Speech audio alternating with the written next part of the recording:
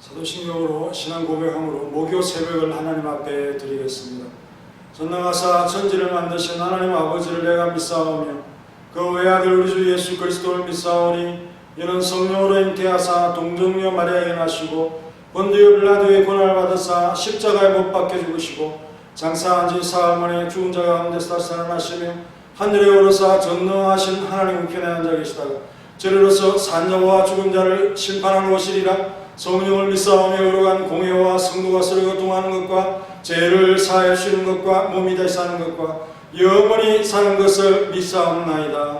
하나님 감사합니다. 오늘 이 새벽에도 주께 나와 기도할 수 있도록 우리에게 마음과 힘을 허락하심을 감사합니다. 주를 영화롭게 하는 일에 최선을 다하게 하시고 기도함으로 힘을 얻고 또 주님과의 그 교제가 끊어지지 아니하므로 끊임없이 주님으로부터 공급되는 귀한 삶을 이루어가는 신앙인이 되게 도와주옵소서. 오늘도 기도할 때에 능력 주시고 하나님을 바라볼 수 있도록 우리의 눈을 열어 주옵소서. 예수님의 이름으로 기도하옵나이다.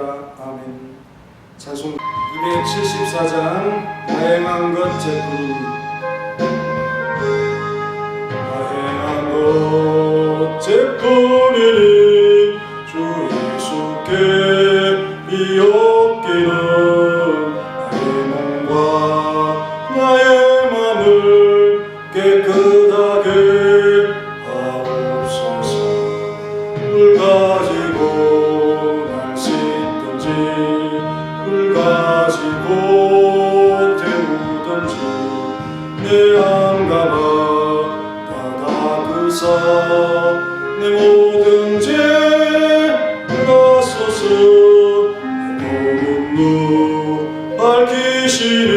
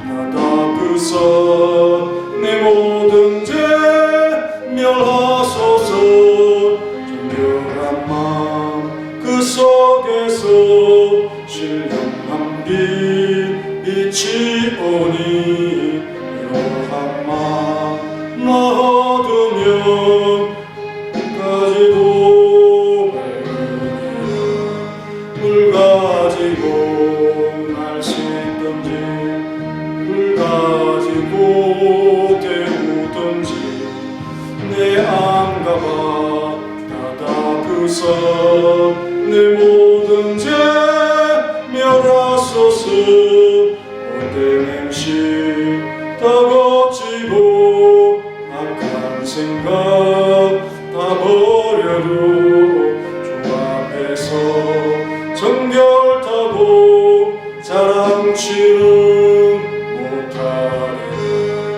물 가지고 날 씻든지 물 가지고 태우든지 내 안가봐 다 닦으사 내 모든 죄 멸하소서. 오늘 돌발 기도는 디모데후서 3장 1절에서 찾으시기 바랍니다. 바울은 디모데에게 어떤 시기의 무엇에 관하여 알라고 충고하였나? 이런 문제입니다. 뭐뭐에 뭐뭐 하는 때가 이르러라고 했습니다. 앞에 가로에 들어갈 것은 시기에 관한 의미가 있고요. 두 번째 가로는 뭐뭐 하는 때가 이르러, 이것은 무엇에 관한 내용을 말하고 있습니다. 이거 아시는 분은 문자로 답해 주시면 되겠습니다. 오늘 본문은 마태복음 27장 3절입니다. 27장 3절. 그때 예수를 판 유다가 그의 정죄함을 보고 스스로 뉘우쳐 그 은 30을 대제사장들과 장로들에게 도로 갖다 주며 라고 했습니다. 스스로 뉘우쳐 라고 하는 이런 표현이 등장하고 있는데요. 마치 이것이 회개처럼 들리죠. 지금 그때에 라고 할 때 그런 점에 바로 가로신 유다는 심경의 변화가 일어났다는 거죠. 유다는 자기가 행한 일이 어떻게 진전되리라는 것을 구체적으로 예기치를 못했습니다. 그는 예수님께서 당하시는 그 고초를 보면서 내가 너무 심했다, 그런 뉘우침이 있지 않았을까요?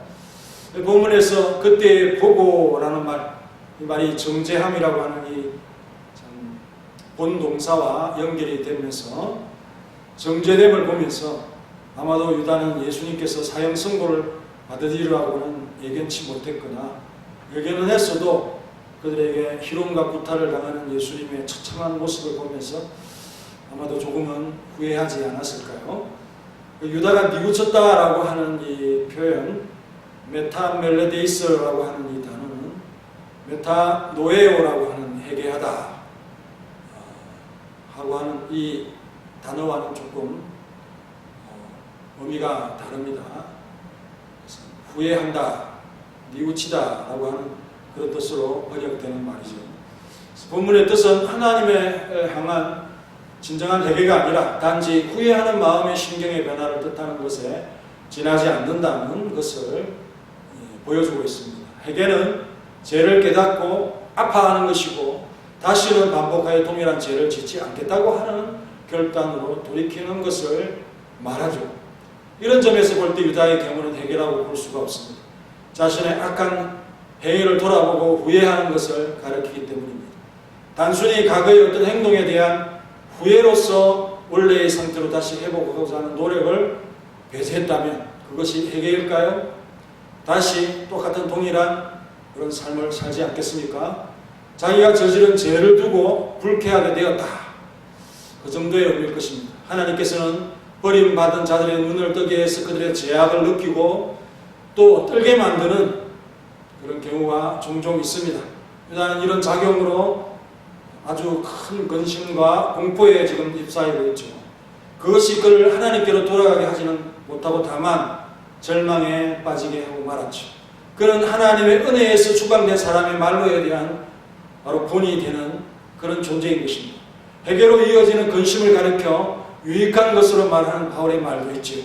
하나님의 뜻대로 하는 근심은 후회할 것이 없는 구원에 이르게 하는 회개를 이루는 것이니라 라고 했습니다. 하나님의 뜻대로 하는 근심은 세상 근심, 세상 염려와 다르죠. 우선 구원에 이르는 회개가 있게 하고 죄에 대한 경각심이나 뉘우침과 돌이킴이 있는 것이 바로 진정한 회개요 근심, 이런 근심은 해도 되지만 세상 근심, 세상의 염려는 쓸데없는 것이고 사망을 이루는 그런 것이기 때문에 하지 말아야 된다라는 것이 고린도후서 7장 10절에 있는 말씀의 의미인 것입니다. 회개의 문턱에 도달하지도 못하고 그 문 앞에서 쓰러진다면 그것이 슬플지라도 혼란하고 애매한 슬픔일 수밖에 없고 아무 소용이 없습니다.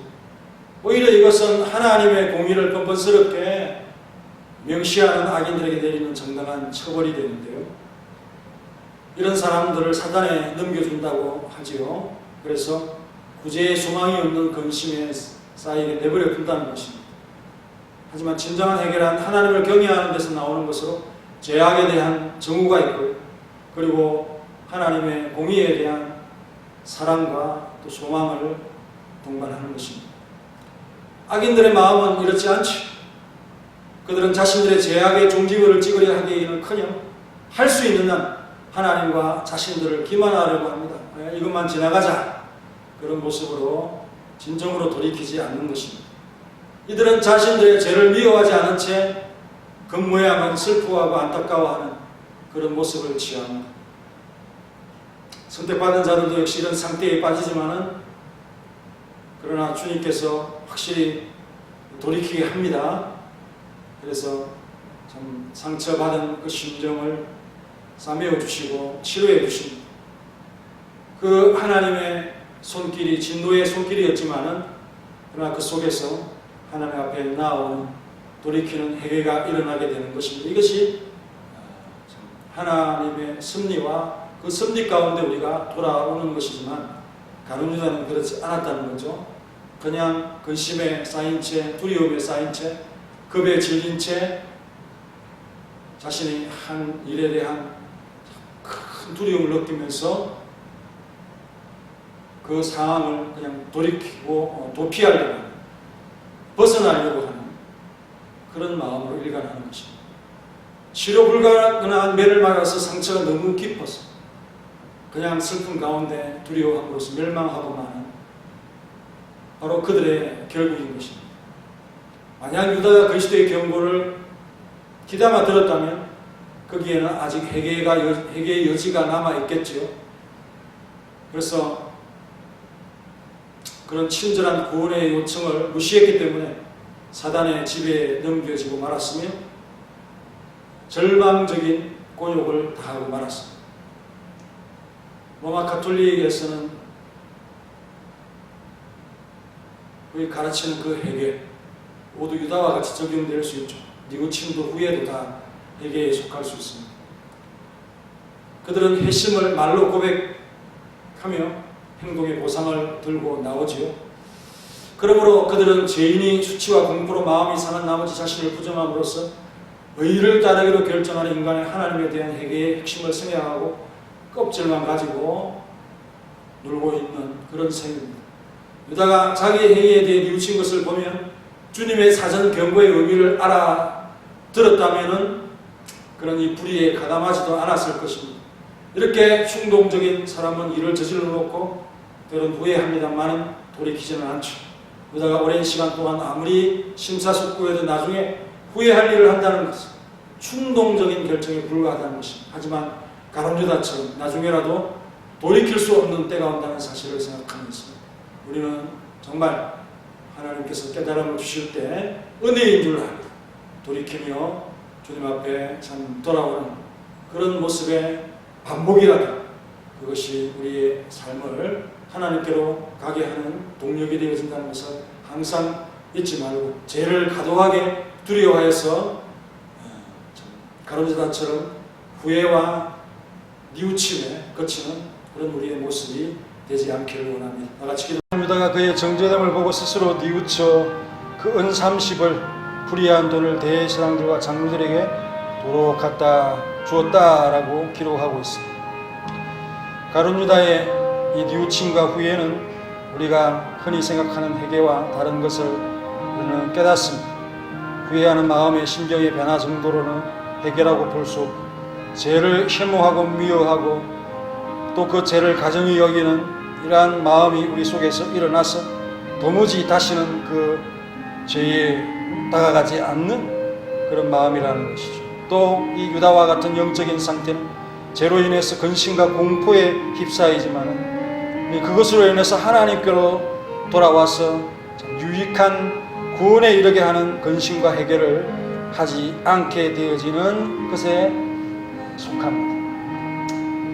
정말 회개의 문턱의 앞에서 쓰러지고 끝으로 곤란하고 애매한 슬픔에 사로잡혀 있지만 그러나 사단에게 넘겨지어 근심에 쌓이게 되어지고 허우적거리는 그러한 모습, 진정한 해결을 할 수 있도록 도와주시옵소서.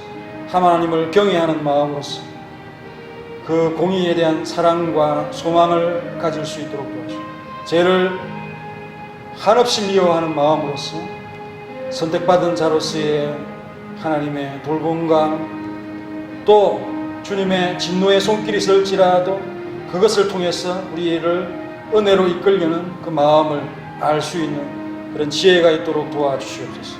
슬픈 가운데 치료 불가능한 매를 맞으면서 멸망하는 그러한 자가 되지 않게 도와주시옵소서. 단순한 고백이나 회심을 통해서 결코 용서나 하나님의 위로를 얻을 수 없다는 것, 정말 죄에 대한 우리 주님의 십자가의 사건을 다시 한번 생각하면서 그를 다시 십자가에 못 박는 행위와 같은 두려움으로 우리가 뉘우치고 그 불의에 참 가담하지 않은, 또한 이 가룟 유다를 향해서 우리 주님께서 하신 이 참 경고의 말씀을 듣지 아니하고 회개할 기회를 놓치는 이러한 가룟 유다의 모습처럼 타락하지 않는 우리 모두가 될 수 있도록 도와주시옵소서. 우리는 항상 하나님의 지혜를 얻지 못하고 충동적인 결정을 통해서 후회할 일을 만드는 사람이 아닌가 생각합니다. 하나님 도와주시옵소서. 신중히 생각하고 주님의 말씀 곁에 항상 머무를 수 있는 우리 모두가 되게 도와주옵소서. 예수님의 이름으로 기도하옵나이다. 아멘.